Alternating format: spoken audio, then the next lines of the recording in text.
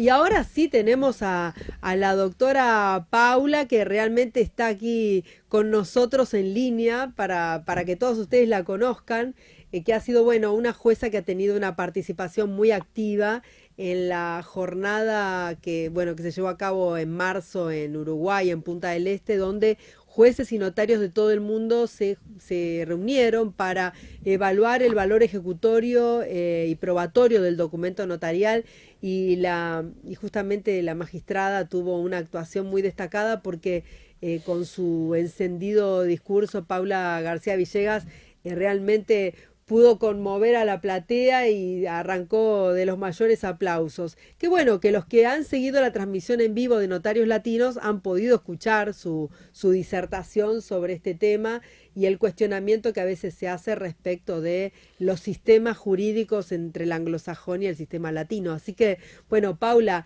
bienvenida y muchísimas gracias por dedicarnos Gracias. este tiempo. Realmente es un honor tenerte Gracias aquí a con ti, nosotros. Victoria. Es un placer saludarte por este medio. Me da mucho gusto. Te mando un abrazo cariñoso y afectuoso a tu auditorio igualmente. Y gracias a las tecnologías de la información podemos estar en diferentes países, Es pero cierto. unidas para nuestra gente y nuestra Latinoamérica. Victoria, un Exacta. placer enorme. Eso mismo, para nuestra Latinoamérica que siempre sigue luchando y no afloja, porque la verdad que pasan cosas de todo en el mundo y nosotros somos tan particulares, pero aquí estamos al pie del cañón nomás. Gracias, sí. Ahí está. Lista. Bueno, Paula, cuéntanos un poco, desde tu visión de magistrada, que bueno, que también has sido aspirante a la Corte Suprema de Justicia de México, que no es un detalle menor, digamos, ¿no? Tu visión realmente es una visión de un magistrado de un alto nivel de experiencia, además. Que te ha visto enfrentada a innumerables situaciones en decisorios de muy amplia índole. Y por eso planteamos, ¿qué crees vos que puede ser la incorporación de, digamos, qué beneficios trajo la incorporación de la jurisdicción voluntaria al sistema judicial mexicano? Mira, en general, a mí, y por lo que hace al notariado también lo quiero dirigir a tu área, a mí me parece una de, en todo el mundo, no únicamente en México, de las razones por las que la jurisdicción voluntaria está pasando también al ámbito notarial, es para descongestionar a los Ujú. órganos jurisdiccionales. En cualquier país democrático, constitucional, social, de derecho, la justicia tiene que ser expedita. Y hay asuntos en los que no necesariamente, o desde luego no hay litigiosidad y no necesariamente tienen que llegar con un juez.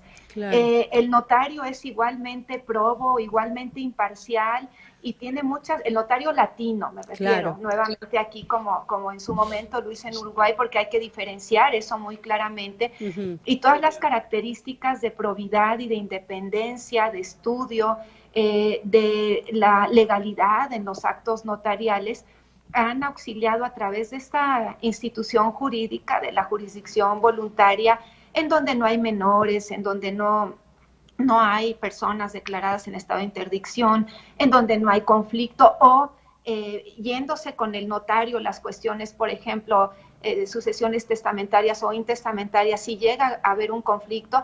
Yo no escuché ahora la plática de mi hermana, estoy de hecho Sí, saliendo de sesión, sí. pero en ese momento, de sesión del Pleno del Tribunal, pero en ese momento se suspende la sucesión que está llevando el notario y se va a la cuestión jurisdiccional.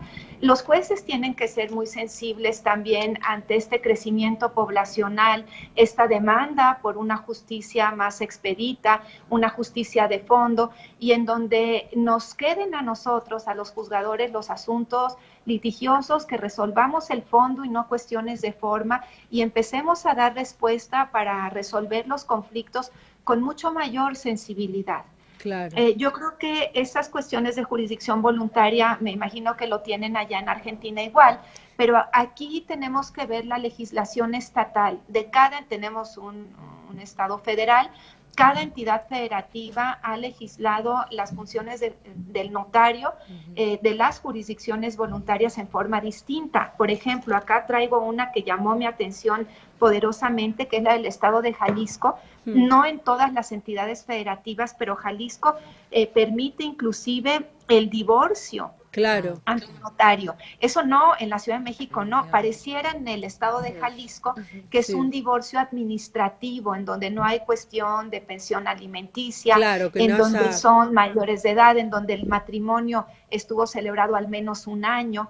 Entonces hay que ver el Estado, la entidad federativa correspondiente, cómo lo ha legislado, porque es una materia local. claro, claro, claro. Sí, eso hace a la diferencia. Aquí en Argentina, sabes que no existe la jurisdicción voluntaria como instituto. Hasta ahora para nosotros es una mera quimera en distintos proyectos que han quedado cristalizados por, bueno, por que se han interpuesto recursos o en realidad en general ha derivado todo en una cuestión gremial donde los abogados, como en los casos de jurisdicción voluntaria, en algunos países se ha suprimido su intervención, entonces temen que la incorporación de estas tareas en el ámbito notarial puede implicar un desplazamiento de la labor del abogado, perdiendo incumbencias. Entonces, ante ese proceso, realmente siempre se han opuesto muy fervientemente, bueno, haciendo presión en el poder legislativo y bueno, y tratando de que las leyes no salgan y bueno, hasta ahora han resultado con éxito porque no tenemos ningún tipo de jurisdicción voluntaria en Argentina y todos los trámites, absolutamente todos, tanto los contenciosos como no contenciosos, que no se resuelvan por la vía amigable y terminan en una instancia de definición legal, deben pasar sí o sí por el ámbito judicial. Entonces, un poco la pregunta nuestra era si a ti te pasa dentro de tu tribunal que a lo mejor tienes una pila de expedientes para firmar sobre los que no has podido tomar un conocimiento directo dada la cantidad de trámites, digamos. ¿Cómo se organiza eso administrativamente en un juzgado?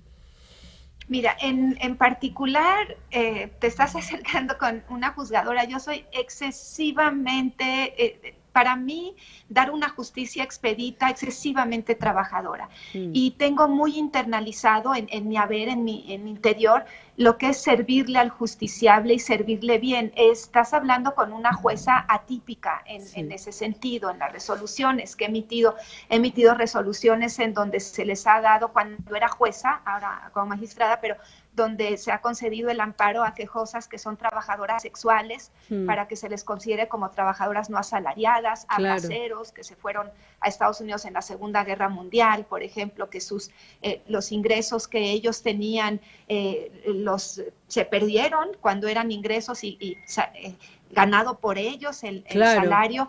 En fin, entonces para mí sí, preguntas de la pila de asuntos, para mí sí, la pila de asuntos hay que bajarla y el juez, si estás entregado a la justicia y si escogiste esta función como un proyecto de vida, tienes que asumir el costo y el costo es una hiperlitigiosidad también. Cada vez los asuntos son más, es un cuello de botella a veces la justicia, es cierto, pero hay que encontrar la forma de servir adecuadamente. Para mí, claro, eh, nosotros estamos a nivel, somos juzgadores federales de amparo, más bien, mm, entonces no es justicia local, nosotros claro, revisamos a aquellos jueces que realizan las funciones de jurisdicción voluntaria que son a nivel local.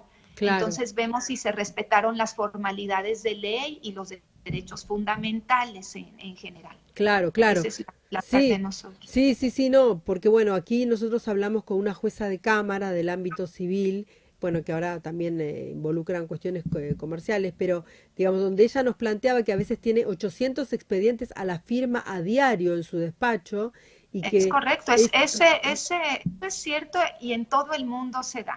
Es materialmente a veces imposible. ella me dice, pese a que En tenemos ocasiones claro, una organización es donde se correcto. supervisa enormemente, pero digamos, a mí a veces yo no sé, yo conozco de qué se trata el expediente, pero por ahí no estoy en la letra pequeña de cómo se dictó la Así, es resolución. correcto. Entonces, me Es dice, correcto. entonces ella me Yo plantea, creo que no habrá juez, querida Victoria, del mundo, puedo decir, que se exprese en un sentido distinto del cúmulo de trabajo que tenemos. Por eso yo creo que la jurisdicción voluntaria y estos procedimientos que los notarios, por llamarlos procedimientos por ley, están llevando a cabo, cuando menos en México, es muy sano.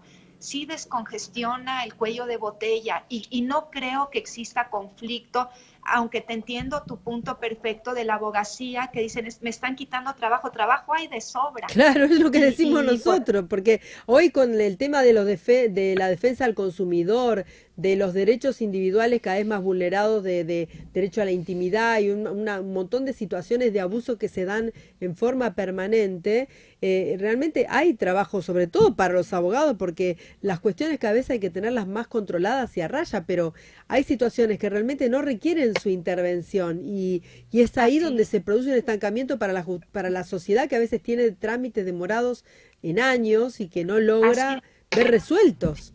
Y sería vergonzoso que los asuntos caduquen, Sí, vergonzoso, porque claro, para el propio órgano jurisdiccional, que tengas que emitir una sentencia sobreseyendo porque el asunto caducó, porque nadie interpuso algún escrito en donde se interrumpiera la caducidad. Entonces, claro. por eso ese es otro punto por el que lo veo sano Sí, sí, sin duda, porque además, para todo órgano jurisdiccional. Y mira, por ejemplo, aquí en seguramente mi hermana te lo comentó, pero la ley del notariado para la Ciudad de México, en el artículo 178, es muy claro en la fracción tercera, dice que conocerá en términos de la ley se consideran asuntos susceptibles de conformación por el notario mediante el ejercicio de su fe pública todos aquellos asuntos que en términos del Código de Procedimientos Civiles conozcan los jueces en vía de jurisdicción voluntaria, en los cuales el notario podrá intervenir en tanto no hubiere menores no emancipados o mayores incapacitados.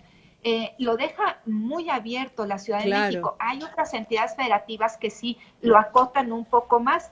Esto significa que habrá que irse a los códigos adjetivos, al Claro. Código de claro, Procedimientos Civiles y ver ahí cuáles son los aspectos que incluye la jurisdicción voluntaria para entonces poder discernir el propio notario cuándo sí corresponde a su ámbito competencial y cuándo no, y cuándo debe de dejar de conocer el asunto. claro.